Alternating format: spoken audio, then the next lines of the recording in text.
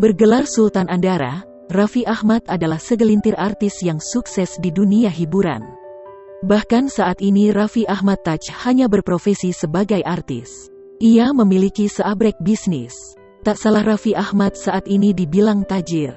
Namun tak semua orang tahu Raffi Ahmad ternyata merintis karir sejak masih berusia belasan tahun. Bahkan ia masuk hiburan sejak umur 13 tahun.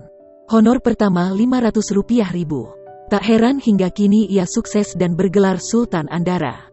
Raffi Ahmad kini dikenal sebagai artis papan atas tanah air. Selain itu, suami Nagita Slavina itu memiliki deretan bisnis sukses. Memiliki penghasilan fantastis, Raffi dijuluki sebagai Sultan Andara. Dalam unggahan Instagramnya, ayah dua anak itu menceritakan perjalanan hidupnya, Kamis tanggal 6 Januari tahun 2022. Raffi membagikan potret bersama Nagita ketika masih syuting FTV zaman dulu. Gue setuju sama bro @Gela Elizet kalau sukses adalah proses, bukan tujuan. Gue udah mulai berkarir dari umur 13 tahun dan itu gak gampang. Gue ke Jakarta ikut casting sana-sini karena gue harus bantu ekonomi keluarga.